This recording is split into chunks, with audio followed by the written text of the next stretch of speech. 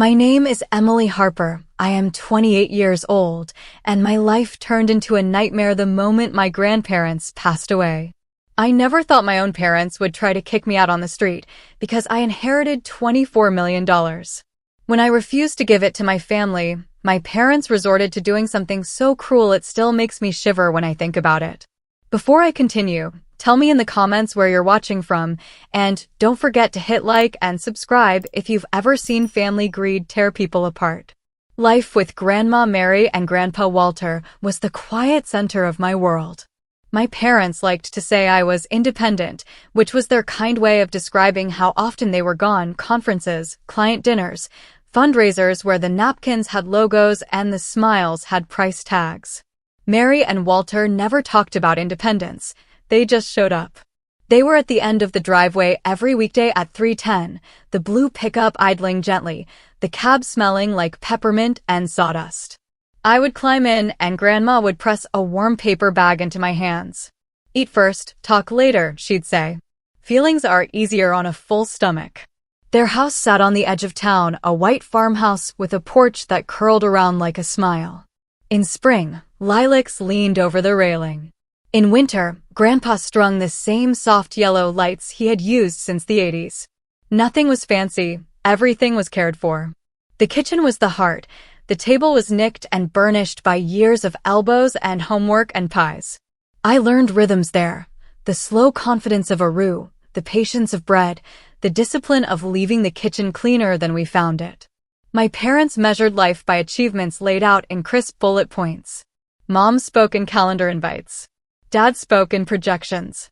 When they did sit with me, it was to assess my trajectory: violin or debate, advanced placement or regular, the right summer programs that would round out a future application to somewhere with Ivy in its logo. They never asked what I liked, they asked what would look good. If I mentioned the art room, the way clay cooled my hands and stilled my head, Dad would say, "Art is a hobby, Emily. Focus is a virtue." Mom would lift her glass, making a neat circle on the coaster, and add, "You'll thank us later." So I learned to nod, to gather my soft parts and tuck them away for safekeeping. At my grandparents' house, I could spill. I could be loud and wrong and messily in progress. Grandpa Walter had a way of listening to me that made silence feel like part of the conversation. He had built Parks and Company, packaging from a borrowed truck and a handshake, then turned it into a business worth more than anyone expected. Yet he still wore his watch with a cracked leather strap and patched the knees of his gardening jeans. "Money is a tool," he'd say, setting a wrench on the workbench. "It fixes things if you know what matters. And it wrecks things if you don't." Grandma Mary kept a notebook by the sink. In her slanted handwriting, she recorded recipes and little moral equations, like, apologize fast, forgive slowly, forget never the lesson. When I lied about a failed quiz, she didn't scold. She rinsed apples and slid a paring knife across the skin until it came off in one ribbon. "What scared you more?" she asked, seeing the grade or telling us. I told her the truth, both, but especially telling them. She kissed the top of my head. "Then today we practice courage. Tomorrow we practice again." At school I was ordinary in the way that used to be allowed. I brought thermoses of soup that smelled like thyme and stayed for aftercare because Mom was caught up and Dad was on a call. I learned to tie my cleats in the bleachers while other parents laced bright shoelaces and snapped photos with long lenses. When my parents forgot a recital, Grandma and Grandpa clapped loud enough for 4 people, and afterward we celebrated with grocery store cupcakes. The day everything changed began like any other. It was a quiet Tuesday evening in early autumn when my phone rang. I had just finished grading spelling tests at my small wooden desk, the faint scent of chalk still clinging to my hands. On the other end of the line was a police officer, his voice calm but heavy, as if he had said these words 100 times before yet still dreaded them. My grandparents' private plane, on their way home from a business trip, had gone down in bad weather. There were no survivors. I remember the sound in my ears wasn't his voice anymore, but a kind of roaring silence. I couldn't even cry at first. My body just froze, my chest tight, my fingers gripping the phone so hard it hurt. The people who had raised me, who had given me more love than anyone else in my life, were suddenly gone. The funeral was a blur of black clothes, expensive cars, and crocodile tears. My parents, Richard and Elaine, looked the part of the grieving children, shaking hands with every guest, making speeches about how much Mom and Dad meant to them. But I knew the truth. They hadn't visited in weeks, sometimes months. My mother dabbed her eyes with a lace handkerchief, careful not to smudge her makeup, while my father's stern face suggested a man more irritated by the inconvenience than stricken with grief. My brother Mark arrived fashionably late, striding into the church in a tailored suit, his phone buzzing in his hand. He muttered something about closing an important deal, as though Grandma and Grandpa's death was merely a scheduling conflict. The cousins and distant relatives hovered, whispering about the estate, about the Parks family fortune, about who would get what. I heard one aunt mutter, "Surely Richard will take over the company now." I bit my tongue, swallowing the bitterness that wanted to spill out. 2 weeks later came the reading of the will. The lawyer's office was a stately old building downtown, with stained glass windows and oak-paneled walls that smelled faintly of polish. I arrived early, my palms damp, unsure of what to expect. I had never thought much about money or inheritance. I lived in a rented apartment with second-hand furniture, driving an old car that sometimes coughed before starting. My job as an elementary school teacher paid enough to survive, but not much more.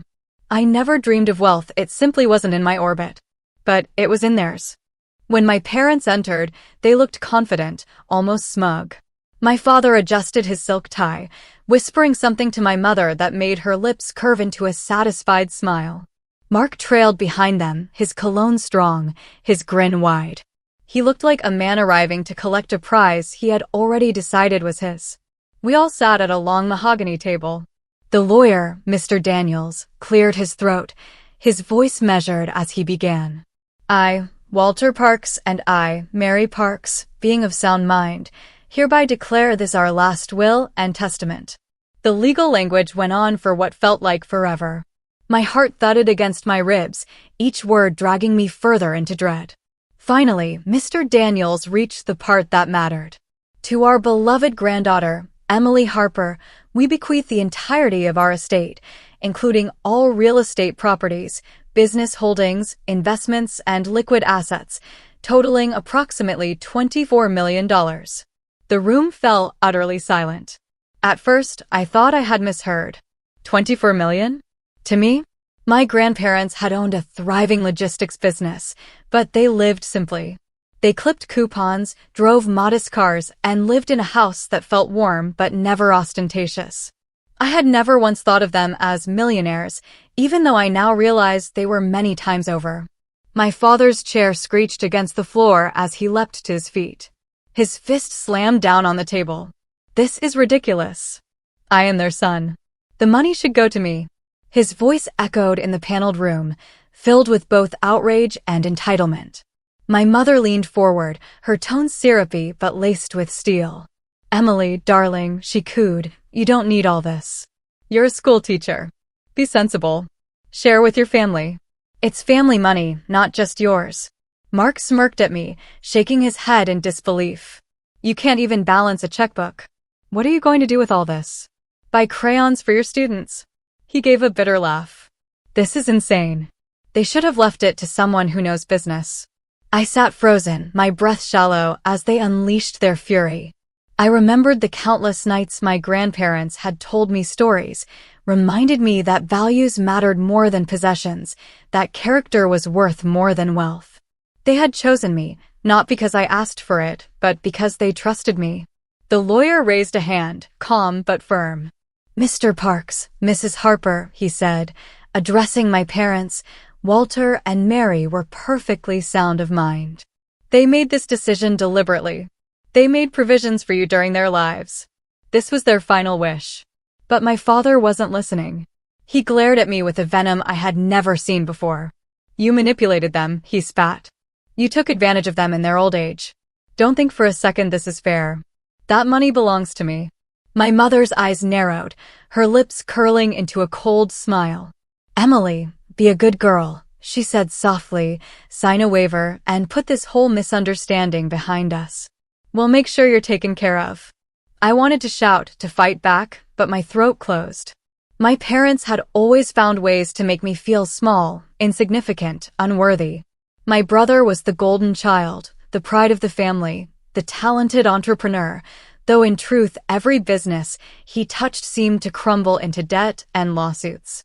But my parents never saw his failures. They praised him endlessly, called him brilliant, said he was destined for greatness. Meanwhile, I was the sweet girl who had settled for a modest teaching job, who had never made them proud in the ways they valued. And now here I was, sitting on millions, the sole heir to everything they believed belonged to them.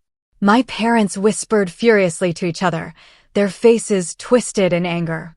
Mark muttered curses under his breath, glaring at me as if I had stolen something that was rightfully his. But I hadn't stolen a thing. My grandparents had made their choice. I sat there, trembling, my heart racing, and realized for the first time that my life would never be the same again. That evening they summoned me like an employee to a performance review. Mom's text was sugary, "Come by at 7, sweetheart." We should talk as a family, but when I stepped into their house the air was cold and lemon-polished, the kind of clean that burns your nose. Dad stood at the kitchen island with a tumbler of whiskey. Mark lounged in a bar stool spinning his car key on one finger, and a neat stack of documents lay centered on the marble like a sacrament. "Let's be efficient," Dad said, voice clipped. "Sit." I didn't. I set my toad on a chair and stayed standing because my knees felt unreliable. Mom smiled the way you smile for photographs. "Emily, your grandparents were generous, but this situation is complicated. We can help you manage it." Her hand flitted toward the papers. "All it requires is your signature." Transferring everything to me, Dad clarified, as if I were slow. "Consolidation is prudent. You're a teacher, Emily. You don't have the time or the expertise." I looked at the top page. It wasn't a plan, it was a surrender. My name, my grandparents' company shares, the house, the accounts, arrows pointing to my father's name. I pressed my thumb into the edge of the paper until it hurt, just to keep my hands from shaking. Mom slid a pen forward with manicured fingers. "You'll receive 10%. "That's more than fair, darling." Mark snorted. 10% will be enough for books for your kindergartners. I need at least 5 million. I know how to multiply it. He grinned at Dad like a student performing for a teacher. Something small and stubborn lifted its head inside me. "No," I heard myself say. The word was soft, almost curious, but it shocked the room. Dad's eyebrows rose. "No, no," I repeated, stronger. "I'm not signing." Mark laughed, delighted, as if I'd told a joke. "You think you're going to run a company from a classroom? Come on, Em." "I didn't say that," I replied. "I said I'm not signing." Dad set his glass down with a hard click. "Don't be melodramatic. 10% is generous. You'll have security, we'll fix things, and you can go back to finger paints and nap time." "I teach reading," I said. "And consent." My voice surprised me level, unsarcastic. "And this is not consent." Mom's smile cooled. "Sweetheart, be reasonable. Your father has experience. He's protected this family's reputation for decades. Your grandparents never intended for you to be overwhelmed." "But they intended me," I said quietly. "That's what the will said." Color climbed Dad's neck. The will was sentimental. But business is not sentimental. He flipped to a flagged page and tapped it. "Sign now." I looked at the pen. I thought of grandmother's notebook by the sink, of the line she'd written in blue ink, "Tell the truth plus take the consequence equals freedom tomorrow." The truth was simple. No. It happened quickly then, ugliness unmasked. Mark leaned back, smirking. "You're out of your depth." Mom tried a new angle, voice syrupy. "Emily, we're offering you safety. Imagine the children you can help with a generous annual allowance and no worries. Isn't that what you want?" "What I want," I said, "is to honor what Grandma and Grandpa taught me." Dad's control snapped with an audible crack. "Enough." The word cut through the room. He planted his hands on the island, leaning toward me. "You have always been ungrateful. Your brother fails upward," I said before I could stop myself. The room tilted. Mark's smile vanished. Somewhere in the house a clock ticked with humiliating patience. Dad straightened, something cold settling over his face. When he spoke, the words were almost bored. You were a mistake in our marriage. My body registered it before my mind did. Breathing went ragged, ears rang, skin turned to static. Mom didn't gasp. She didn't correct him. She didn't even blink. She just adjusted the sleeve of her blouse and stared at the documents as if my refusal were a stain she could lift with club soda. Mark exhaled a low whistle. Wow, Dad. Then, to me with a shrug, don't take it personally. I set my palm on the island so I wouldn't sway. Dad picked up his phone. Enough coddling. If you won't join the solution, you don't benefit from the problem. He tapped, scrolled, dialed with tidy precision. Yes, Tom, he said when someone answered. Effective immediately. Terminate. Change the locks tonight. He glanced at me, eyes cool. And have security present. I blinked. What are you doing? Mom finally looked at me, pity painted on. We didn't want to do this, honey. That apartment you're in, it's under our LLC. We've paid the difference for years. She tilted her head. Time to grow up. You own my apartment? The floor seemed to tilt again. You never told me. We arranged it after your first year teaching, Dad said. Your salary was embarrassing. We kept you housed. Consider it back rent coming due. A cold, precise fear slid into place. You're evicting me? Dad ended the call and set the phone down. We're reclaiming what's ours. Pack a bag. You can keep your personal items. He lifted the pen between two fingers and let it drop. Or sign and go back tonight to a door that still opens. I picked up my tote. My hands were steady now. The ride to my apartment was an armada of silence. Mom drove, eyes on the road. Dad sat beside her, jaw set. Mark behind me, drumming the door with two fingers, a metronome of impatience. Streetlights slid over the windshield in slow amber bands. I counted them so I wouldn't cry. A black SUV idled by the curb when we pulled up. The building manager, Tom, stood with a clipboard and a security guard whose neon jacket made everything look uglier. A locksmith knelt by the door like a surgeon at an operating table. Evening, Miss Harper, Tom said without meeting my eyes. Per the owner's instruction, we're terminating occupancy. You have 30 minutes to remove personal effects. Furniture remains until disposition is determined. I laughed then, a small, cracked sound that didn't belong to me. Disposition, I repeated. I'm not a sofa. Tom flushed. I don't write the words. Inside, my life was small and honest and defenseless. The thrift store couch, the chipped blue mug, the stack of illustrated books waiting for small hands, the plant Grandma had coaxed back from brown to green. I moved through the rooms like a stranger in a museum. The security guard hovered in the doorway, apologetic and implacable. Mom followed me in and began folding clothes into a suitcase with brisk efficiency, as if we were late for a flight. We'll store the rest, she said. If you reconsider, call me. Mark wandered to the bookshelf and pulled out Charlotte's Web, flipping it open. 10% is plenty for pigs and spiders, he murmured, then set it down with theatrical care. 5 million would actually grow. I could. I know. I cut in. You know how to multiply it. I zipped the suitcase too hard. The sound snapped. Dad waited in the hall, arms crossed. 30 minutes, he reminded, though no one had asked. I packed what I could carry. 2 suitcases, the blue mug wrapped in a sweater, the notebook where I wrote lesson plans, and the names of kids who needed extra snacks. I paused at the plant, touched the leaf, and left it on the windowsill because there are losses you cannot prevent and others you must refuse to cause. When I stepped back into the hall, Dad checked his watch and nodded to Tom. The locksmith stood, wiped his hands, and slid a new keyring into Dad's palm. The door clicked shut with a clean, professional finality that sounded like a verdict. Outside, the night had thinned to a raw, metallic chill. Cars hissed by, indifferent. Mom placed a hand on my arm with the sad, staged tenderness of a hospital TV drama.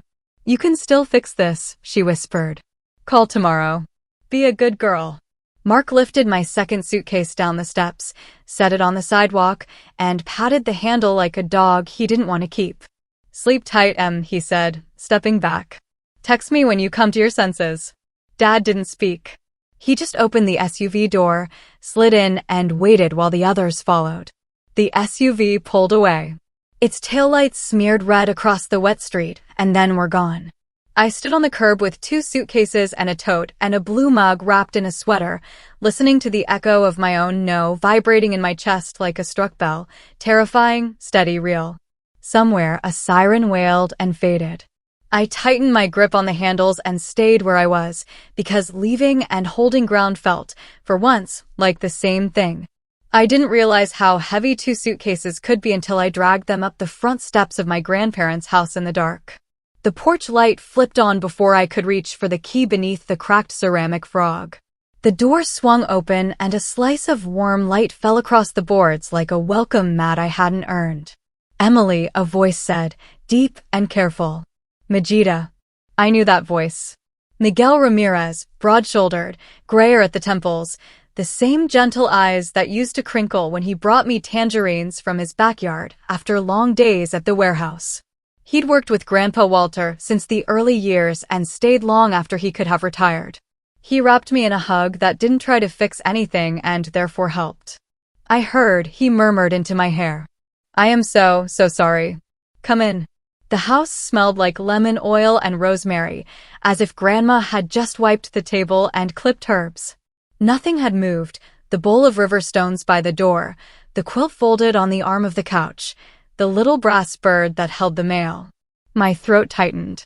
I set the suitcases inside and shut the door softly, as if the night could shatter the rooms. "I didn't know anyone had a key," I said. "Walter asked me to check the place." Miguel gestured toward the kitchen. "I made coffee. You'll need it."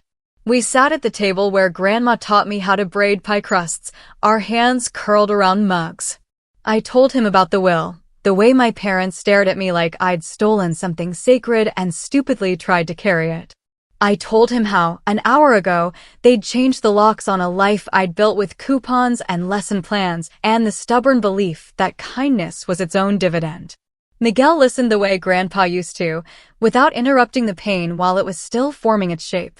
"I figured they might do something like this," he said at last. "Your grandparents, they tried to shield you from the worst parts. But they knew." He set his cup down. "They left you something besides money. In the will." He shook his head. "In the house." He rose and led me down the hallway to the study. The door creaked the way it always had. The room was still itself. Walter's neat desk, the map of the county pinned with red tacks, Mary's knitting basket under the window with an unfinished scarf like a thought paused mid-sentence. Miguel crossed to the bookcase and lifted the framed photograph of my grandparents on their 40th anniversary. Behind it, a metal panel sat flush with the wood. He pressed a thumb to a small circle in the corner. The panel clicked, slid aside, and revealed a safe the color of dull rain.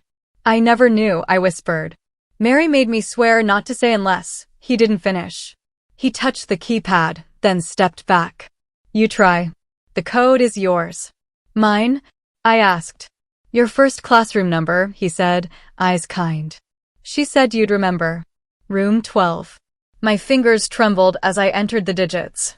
The safe gave a soft mechanical sigh and unlocked. Inside were 3 leather-bound journals tied with ribbon, a thick manila folder, and a narrow box that looked like it belonged to a necklace. I reached for the journals first. The leather was smooth from hands that had loved it. "Take your time," Miguel said, finding the chain for the ceiling lamp. Warm light poured down. I untied the first ribbon. On the first page, in Grandma's slanted blue ink, "House ledger, gifts given with love, payments given under pressure. Keep the difference clear." My chest tightened. The next lines were neat entries with dates and amounts. June 7th. $5,000 to Richard. Temporary bridge for consulting venture. Promised to repay in September. September came and went. January 4th. $15,000 to Mark. Seed money. Walter warned, I insisted. "We'll call it tuition in the school of life." I flipped pages. The numbers grew, and the notation shifted from gift to pressure to threat. April 3rd. $50,000 to Elaine. Quiet the lawyer. Implied he might contest future plans if we don't show goodwill. There were years of this, each line a bruise that looked small until you saw the pattern. At the bottom of one page, Grandma had written, "We chose peace. But peace without truth is just a pause in the argument." I had to close the book for a minute because my hands were shaking and the words were starting to swim. The second journal was Grandpa's. Block letters, terse notes, more numbers, a man measuring erosion. He recorded meetings, phone calls, veiled threats delivered like courtesy. Richard said, "You owe me the life I didn't get." I replied, "You owe yourself the life you still could build." In the margin, smaller, paid $20,000 anyway. Mary angry. I am tired of being brave in ways that make her sad. I felt my jaw clench. This wasn't just greed.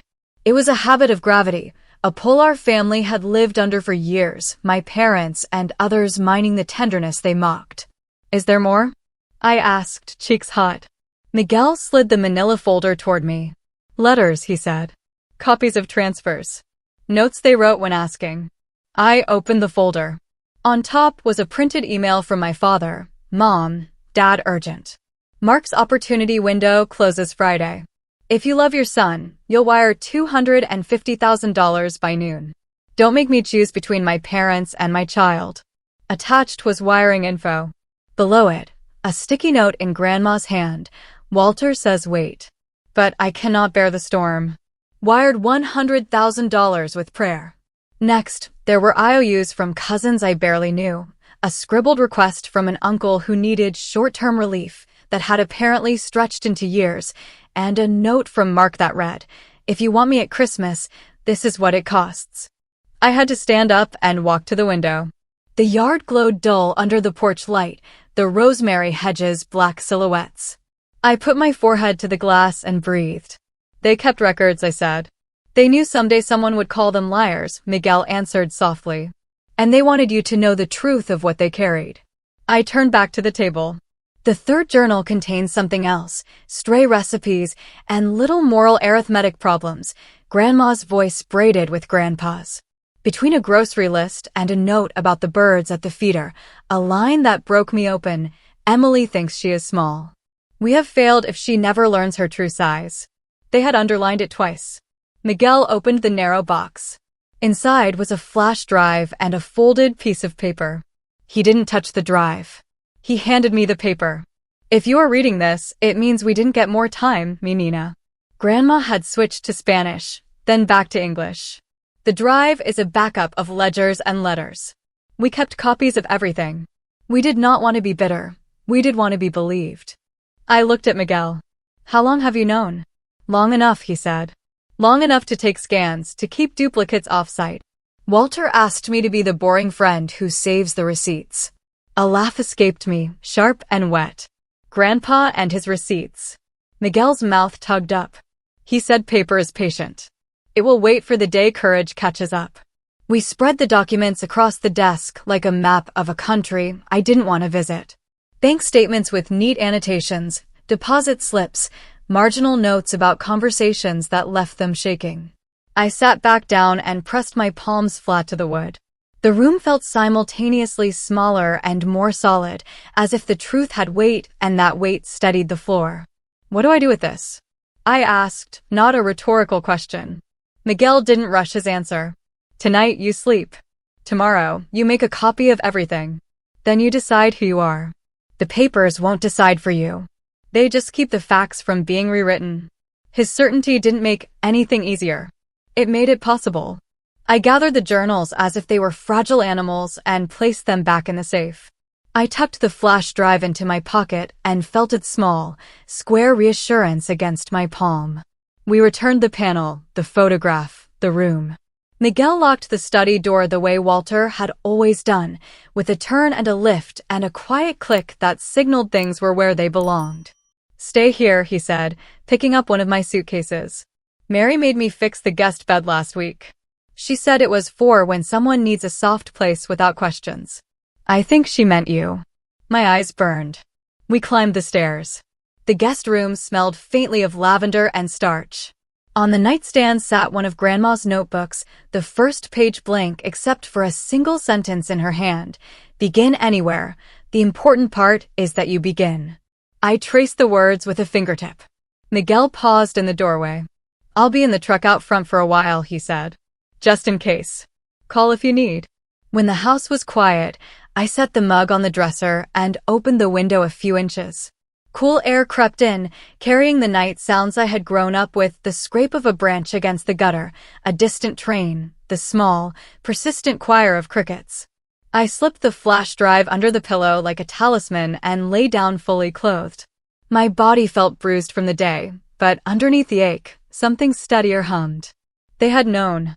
They had prepared. They had trusted me. Downstairs, the clock in the hall told 11, then 12. Between the numbers, in the long breaths of the house, I heard my grandparents as if they were just in the next room, Grandma rinsing apples, while Grandpa hummed off-key. I closed my eyes and, for the first time since the call about the plane, sleep came like a small boat finding a familiar shore. Morning found me in the study again, hair still smelling faintly of lavender from the guest room, the house wrapped around me like a coat I hadn't grown into yet. Miguel arrived with a cardboard pastry box and that steady, unhurried presence that made decisions feel less like cliffs. Coffee, he said, setting everything down. And something Walter asked me to show you when you were ready. I'm ready, I repeated, unsure if I was, and followed him to the built-in cabinet below the old map. He slid out a narrow drawer I'd never noticed and revealed a small black device with blinking green eyes. NVR, he said. Network video recorder. Walter put it in after the second, missing heirloom incident. I remembered my grandparents' gentleness, how they spoke softly even when they were firm. It stung to think of them feeling suspicious enough to wire their home. He told me people act better when they know they're seen, I murmured. Sometimes, Miguel said. Sometimes they just forget the camera is part of the room. He connected the NVR to the monitor on the desk. Gray menus bloomed, a grid of dates and tiny motion marks like heartbeat spikes. He handed me the mouse. You should drive Emily. My fingers hovered. The timeline was an undulating ribbon. I dragged it to the day of the funeral. A blue rectangle highlighted late afternoon, motion from 4 p.m. to almost 7. The office camera, the foyer, the hallway outside my grandparents' bedroom, the kitchen. I clicked the foyer first. There we were, ghostly versions moving through the fisheye lens, arms full of casseroles and lilies, and the kinds of hugs that leave dents. The door opened and closed, coats on hooks, murmurs like a swarm. And then, after people drifted to the kitchen, my mother returned alone to the foyer. She shut the door, glanced to her left, and lifted the lid of the little mahogany jewelry box that always sat on the console, a place for keys, a nest for Mary's small favorites when she came in from the garden. Mom didn't even hesitate. She plucked a pearl pin, slid it into her purse, then paused as if choosing a dessert. Her hand hovered, then took a gold locket I'd last seen at Christmas on Grandma's throat. She smoothed the console cloth, practiced, quick, and smiled at her reflection in the side mirror before walking away. The sound in my ears wasn't sound at all, just the rush of blood rearranging its belief in people. Miguel didn't look at me. He didn't look away either. There's more, he said softly. We clicked the hallway. Timestamp, 5:11 p.m. My father moved with purpose, a man on an errand he called necessity. He reached the study door, tried the handle, found it locked. His jaw worked. From his pocket he took a thin set of tools and, with a competence that made my stomach turn, worked the latch. He didn't go to the desk. He went straight to the credenza drawers where Grandpa kept small envelopes for Christmas tips and thank yous and emergencies. Dad opened the second drawer and rifled until he found a white envelope with church roof written in Mary's slanted blue. He opened it, counted discreetly, slipped half into his jacket, left the rest, and closed the drawer with delicate care, as if gentleness could dress theft in manners.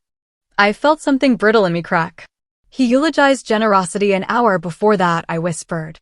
He said their example would guide him. Miguel's mouth flattened. Perhaps it did. The kitchen feed showed cousins and neighbors assembling plates, the choreography of grief feeding itself. Aunt Lorraine, who cried loudest by the casket, slid open the drawer with the good silver, palmed 2 antique spoons, and tucked them into the sleeve of her cardigan like a magician. Uncle Pete took 3 crystal napkin rings to remember them by and pocketed a bottle of Grandpa's favorite small batch bourbon like it had always been meant for him. The recording captured none of the excuses, only the hands. "Pause," Miguel said, pointing at the corner of the frame. Mark stood apart, face blue-white in freezer light as he stared at the refrigerator list, neighbors to thank, plants to water. He opened the pantry, rifled past tins, and reached for the velvet box Mary kept tucked behind the flour, the pocket watch Walter wore on their anniversary and on the day he signed the deed for the house. Mark flipped it open, let it dangle from the chain, watching it swing like a pendulum measuring entitlement. He slipped it into his jacket, zipped the pocket, then, brazen as noon, poured bourbon into a crystal glass and toasted the empty room. I clicked back to the foyer, my breath shallow. My mother again, later now, with Aunt Lorraine in tow. They opened the console drawer, took the envelope labeled Library Fund, counted, grimaced. Lorraine mouth split? Mom shook her head and slid the whole stack into her bag. Their faces were composed, almost bored, the way you are listing groceries. "What about the rest of the day?" I asked, voice hoarse. Miguel moved the timeline. "There's overnight footage. We watched the night return like an accomplice." After the last guest left, the house breathed. At 1:13 a.m., the side door opened. My cousin Jamie, who had hugged me hard enough to bruise and told me I was so brave, slipped in with a flashlight. He went straight to the linen closet, top shelf, reached behind the quilts and pulled out the small lockbox where Grandma kept the silly money, the $5 and $10 bills for surprise ice cream runs with me. He pried it, took what was there, left the box yawning like a mouth mid-apology. At 2:04 a.m., the driveway camera caught an unfamiliar sedan. The license plate gleamed. My father got out alone, carrying a duffel. He went in through the garage. In the study feed, he stacked picture frames face down as if grief had ended their seeing, then removed the safe's decorative panel without touching the safe itself. He didn't know the code. Not then. He opened drawers, found a small velvet pouch, loosened the cords, peered inside. He sealed it again, slid it into his duffel, and rehung the frames, careful to align them in their old nail holes, a thief tidying the gallery after closing. I didn't notice I was crying until a tear fell onto my wrist and startled me. The house looked the same this morning because they had put everything back where a camera would glance and shrug. We kept watching. We saw my mother return the next afternoon under the pretext of sorting and peel the gold leaf letter openers from the study like labels. We saw Aunt Lorraine remove the monogrammed cocktail napkins, the ones Mary only used at Christmas, folding them with reverence that wasn't respect. We saw Mark in the garage, lifting the lid on Grandpa's toolbox, palming an old fountain pen he'd always coveted because a venture capitalist once signed a term sheet with one, just like it. It was a harvest of memories under the combine of self-regard. At one point, Miguel laid a hand on the desk, as if to steady it. "They knew they were being watched," he said softly. "They didn't care. Or worse, I thought, they believed the cameras were pointed only at other people." We skimmed through the final clips. A neighbor's son taking the jar of spare keys, a cousin's husband unscrewing 2 brass cabinet pulls because they don't make them like this anymore. When I couldn't bear the pixels anymore, I paused the feed on a still that punched through all the rest.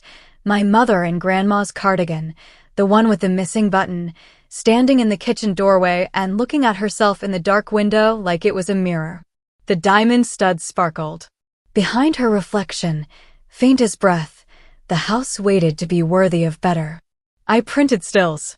The NVR word as paper slid out, a mechanical cough turning images into evidence. I labeled each with timestamps and names I wished I didn't know so well. We copied the files to the flash drive and then to another Miguel pulled from his pocket. He wrote on it with a silver Sharpie, "House, funeral day." He handed it to me like a spare heartbeat. "You could shut this off," he said, nodding at the monitor. I set the envelope on the study desk, turned the monitor off, and let the screen go back to black. The house seemed to exhale. Out the window, the rosemary nodded in a breeze. Somewhere, a train threaded the afternoon, heading somewhere that wasn't here. I rested my palm on the desk where Walter used to tap his own hand when thinking. They didn't knock. The door burst inward a few days later with the kind of entitled force that assumes everything on the other side already belongs to you.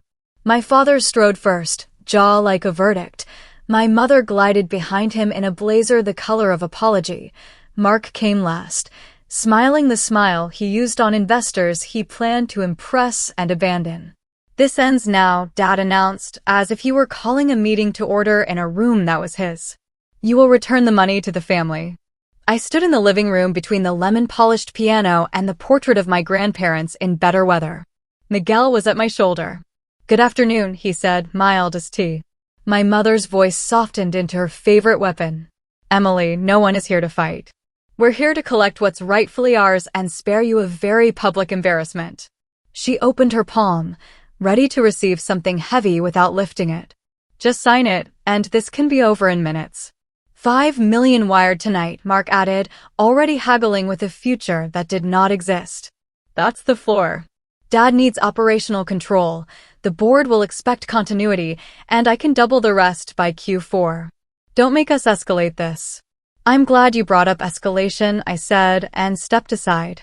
They saw the others then. Seated on the sofa and the wingback chairs like a panel waiting to be introduced were Mr. Daniels, my grandparents' lawyer, his briefcase buckled like a seatbelt, Judge Irene Cho, in a charcoal suit, her robe folded over her arm, Police Chief Marla Dalton, uniform crisp, eyes watchful, and 2 of Walter's oldest partners in the company, Tess Garner and Leon Wu, their expressions grave but not unkind. On the coffee table lay the manila envelopes and the printed stills Miguel and I had labeled in blue ink. The television above the mantel idled on a paused frame, my mother's hand disappearing a locket into her purse in the foyer the day of the funeral. My father's confidence faltered just enough to satisfy gravity. "What is this circus?" "An inconvenient afternoon for the truth," Mr. Daniels replied, nodding at the table. "Please sit." No one sat. My mother's smile thinned. "Emily, this is absurd. You can't ambush your own family." "You broke in," I stated. "So I invited them." Judge Cho cleared her throat. Her voice was quiet but carried. "This is still your parents' first warning, Miss Harper?" "It is," I replied. "I wanted witnesses." Chief Dalton set a small recorder on the coffee table, pressed a red button, and spoke for the record. "Chief Marla Dalton, present at 118 Greenway Lane at the request of Ms. Harper. Parties identified, Richard, Elaine, and Mark Harper. The front door shows forced entry, handle splintered. No injuries observed." My father snorted. "We didn't force anything. This is our family home." "It is not," Tess said, the first time I'd heard her voice crack. "It was Mary and Walter's. By will and deed it is now Emily's." Mr. Daniels opened an envelope and slid a letter across the table with one finger. Exhibit A. An email from Mr. Harper to Walter and Mary Parks, language consistent with extortion. "If you love your son, you'll wire $250,000 by noon. Don't make me choose between my parents and my child." Attached wiring instructions. He placed a second document beside it. Exhibit B. Bank transfer confirmation, $100,000 sent that same morning. Notated by Mary Parks, under pressure, against Walter's advice. My father reached for the pages. Chief Dalton gently intercepted. "Please don't handle the exhibits." My mother tried a chuckle that didn't know it had already failed. "Good heavens, Richard sends dramatic emails. Who doesn't?" "That's parenting." "A turn of phrase isn't a crime." Daniels toggled the remote. The screen above the mantel sprang to life.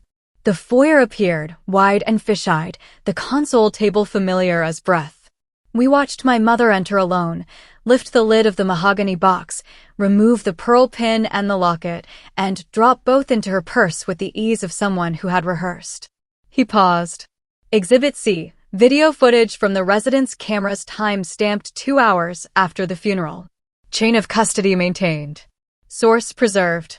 My mother's face reflected faintly at the edges of the screen, did something I had never seen. It lost its shape.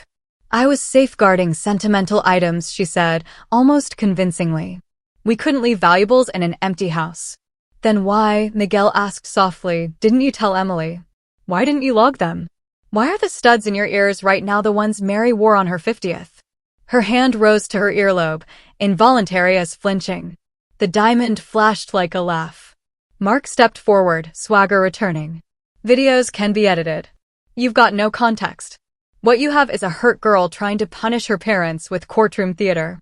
Leon Wu leaned forward, fingers steepled. Context, he said, is good. Here's some. He opened a second folder. Exhibit D, documents evidencing Mr. Mark Harper's debts, personal guarantees, defaulted lines of credit, 2 pending suits, 3 judgments, and a casino marker from Reno that would be funny if it weren't signed the morning after your grandfather's service. He slid the pages across. Total exposure north of 800,000. That's not seed money. That's a sinkhole. Mark's cheeks went the color of new brick. Those are aggressive growth positions. Any entrepreneur pays his vendors, tests cut in, and doesn't lever goodwill like a pawn ticket. Mr. Daniels clicked through more footage. The study door. My father picking the lock. The envelope labeled church roof. His quick count. His careful theft. The kitchen camera catching Aunt Lorraine and her sleight of hand with the silver.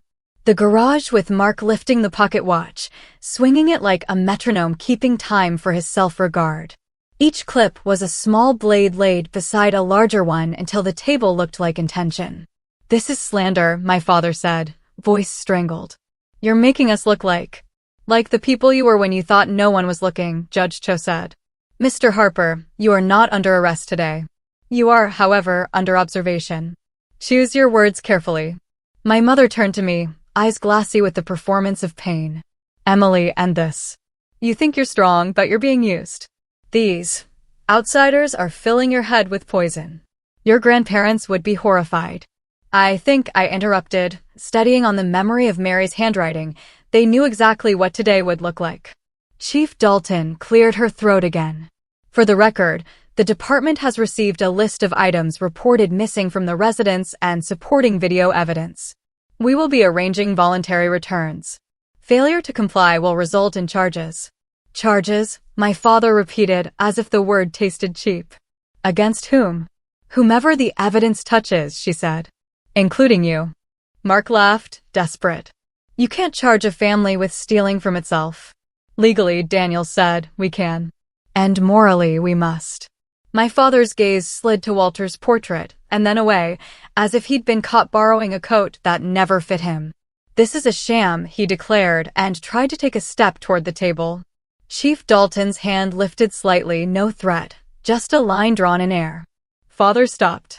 My mother's composure, that glass spell that had always protected her from consequence, finally cracked. You ungrateful girl, she hissed, quiet and precise. After everything we've invested in you. Everything you invested was theirs, I said, and felt the house steady around me. Mark tried one last angle, voice going soft like the worst kind of salesman. Look, strip the drama away, and this is simple. Liquidity seeks competence. I'm the only one here with real risk tolerance. Give me $5 million and I'll pay the rest of you out. We'll all win. Your math, Leon said, requires other people's loss. Chief Dalton stood. Here's how this will proceed, she said. Mr. and Mrs. Harper, you will receive itemized lists and instructions for returning property. You will refrain from approaching Ms. Harper or entering this residence again without invitation. You will contact my office to schedule statements. If you choose not to, I will schedule you. My father opened his mouth, found nothing worth saying, closed it. My mother touched her ears, finally removing the studs, setting them on the table with a trembling that belonged to something other than shame. Mark stared at his shoes, then at the wall, then at me, searching for the old sister who might rescue him from the one standing in front of him. I didn't move. None of us did. Judge Cho signed a single page with a pen that clicked like a nail driven true. Temporary orders, she said, sliding them to Mr. Daniels, who slid them to Chief Dalton, who nodded. Miguel exhaled as if the house had been holding its breath through him. Outside, a siren passed and faded. Inside, the only sound was paper settling into place. My family could not justify themselves. Every word they tried fell through the footage, the letters, the dates, the sums through the simple, stubborn weight of what had been done. No one said, "I'm sorry." No one said, "We were wrong." They said nothing at all. I remember the exact moment the room went cold. The judge had gathered his papers, the police chief nodded to his officers, and Walter's partners exchanged grim, pitying looks with me as everyone stood. My family didn't move. They glared at the evidence spread like shattered glass across the coffee table, letters with my father's handwriting, the video still of my mother's hand in the jewelry drawer, printouts of Mark's debts in red numbers that looked like blood. The door clicked shut behind the last guest. Dad turned to me with the calm of a man walking into a storm he plans to cause. "Here is what happens next," he said, voice low, measured, dangerous. "Either you renounce the inheritance, or you are no longer part of this family." Mom lifted her chin like a queen giving a sentence. "There's still time to do the right thing, Emily. Sign the waiver. Keep the peace." Mark gave a short laugh, brittle as ice. "Be useful for once." Useful. I heard my own voice come out steady, a miracle. "I love them. While you use them." Dad slammed his palm on the table so hard one of the silver frames fell face down. My grandparents' wedding photo, smiling under confetti. "Enough. You think because you teach ABCs you understand life? This is about continuity. Our name. Renounce it." I could feel Miguel in the doorway of the study, silent, watchful. The house smelled faintly of lemon oil and old books, the way it always had, and for a second I could almost see Grandma Mary's hand smoothing my hair, hear Grandpa Walter's voice saying, "Be steady, Emily." So I replied no to my father. Mom flinched as if I'd sworn at her. "Don't be childish." "I'm not being childish," I answered. "I'm honoring their will." "Then you're not our daughter anymore," Dad stated. The way he said daughter, like a role I had failed to play convincingly, cut deeper than any shouted insult. He took out his phone. His thumbs moved fast. A second later, my screen lit up. Family group removed. Another ding. Family calendar removed. Then, door access revoked. My childhood home's smart lock. He'd done it all in 10 seconds, as if deleting me required only a Wi-Fi signal and spite. "Richard," Miguel said carefully, stepping forward. "You don't want to do this." Dad's eyes flashed. "Stay out of it.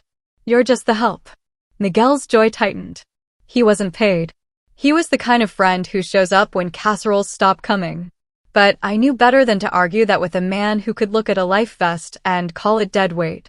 Mom crossed her arms, diamond bracelet glinting. "Return the jewelry you're wearing," she said. "It's a family piece." I looked down. The thin gold locket on my collarbone, Grandma's locket with a faded photo of her and Grandpa at Coney Island. My throat burned. "She gave this to me when I got my first teaching job." "Yeah, but it's ours," Mom said. "Everything is ours." Mark snorted. "For now. For always." Dad snapped, then turned back to me. I saw it clearly then. All the years of sitting small at the edge of their table, the jokes about my salary, the way they forgot my birthday but remembered quarterly reports, the coldness that felt like air conditioning in December. "Anyway, I choose the will," I stated to them. Something flickered in Mom's eyes, a crack, a memory, but she blinked and it sealed. "Then get out," she whispered. "Out of this house. Out of our lives." Mark stepped close, the cologne he couldn't afford sharp and sour. "You'll crawl back," he said, "when you realize you're nothing without us." "I've been nothing with you," I replied. My hands were shaking, so I folded them. "That ends tonight." Dad moved to the doorway, blocking it like a bouncer. "Leave the keys." I took the ring from my pocket, the spare to their house I'd carried since high school. It felt heavier than metal. I set it on the table beside the toppled frame and righted the picture, because I couldn't bear them face down. The glass had cracked into a white vein across Grandma's smile. I touched the edge and pulled my hand back before I cut myself. At the threshold, I paused. The living room looked different suddenly, like a stage after the audience leaves. Same furniture, same rugs, no warmth. When Mom tried to speak again, I lifted a hand and her words broke against it. Miguel walked me to the porch. The night was clear, the kind of deep summer blue that makes the world seem rinsed. Crickets sang like they didn't know anything had ended. I exhaled and felt emptiness expand inside my ribs, wild and echoing. You did right, Miguel said. They made their choice. And I made mine, I whispered, and the truth of it steadied me. Behind us, the door shut with the soft finality of a vault. A deadbolt slid. Footsteps retreated. My phone vibrated one more time. Blocked. Then Mark blocked. Then, almost poetically, Dad blocked. They were quick with their endings. I stood on the porch a long minute, palms pressed to the rail where Grandpa and I used to watch storms. My hands left faint prints in the dust. When I finally stepped off the porch and onto the path, it felt like stepping off a cliff and discovering the air would hold me. But as I reached the gate, the night widened and the streetlight spread a small circle of gold at my feet, like a coin I hadn't noticed before. I thought I had lost everything the night my parents locked me out of my own apartment. But what I gained was far greater than anything they could have taken from me. I moved permanently into my grandparents' house, the place that carried their warmth, their laughter, their wisdom in every corner. At first, it felt heavy with grief, but slowly, it began to feel like a gift, a home entrusted to me not for comfort alone, but for purpose. With the help of Walter's old business partners and Miguel Ramirez, I established the Parks Foundation, named after my grandparents. $11 million went directly into endowing scholarships for children from struggling families, especially those like the kids I taught in my classroom, children who reminded me of myself when I had felt overlooked and unimportant. Every application I read, every letter from a hopeful student, felt like a dialogue with my grandmother's spirit. Emily, invest in people, not in possessions. I kept teaching at my elementary school, despite everyone's shock that a woman with millions would choose chalk-stained hands and playground duty over yachts and cocktail parties. But I knew who I was. Standing in front of 20 curious faces each morning gave me more fulfillment than any check with too many zeros ever could. My parents tried to return, of course. Their visits came with strained smiles and hollow words, always circling back to money. Emily, you've done well. Maybe the foundation could make a small family grant, my mother once suggested, her voice syrupy and false. My father avoided eye contact, but I could see the hunger in his silence. I didn't shout, just simply closed the door. I had learned that sometimes dignity means setting boundaries and never again begging to belong. My brother Mark called once, his voice bitter. You're nothing but a hypocrite, Emily. You act noble, but deep down you're just hoarding wealth. I hung up. Because I finally understood, no amount of explaining could ever satisfy people who only saw me as a vault to be cracked open. Instead, I surrounded myself with people who truly cared. Miguel became like an uncle to me. Colleagues from school became sisters in spirit. Children whose scholarships were approved wrote me letters filled with gratitude and dreams, and they became my chosen family. I was no longer the overlooked daughter or the invisible sister. Looking back, I realized my grandparents left me something more valuable than $24 million. They left me values. The courage to stand alone if needed. That is the real inheritance. And maybe, dear viewer, that is the true lesson here. Wealth can be stolen, but dignity cannot. Families may abandon you, but you can always build another with those who see your worth. Have you ever had to set boundaries with family when they crossed the line? Share your own story in the comments below. I would love to hear it. Don't forget to like this video and subscribe to my channel for more real stories of strength and the surprising ways life can change. Because sometimes, the heaviest losses give us the greatest freedom.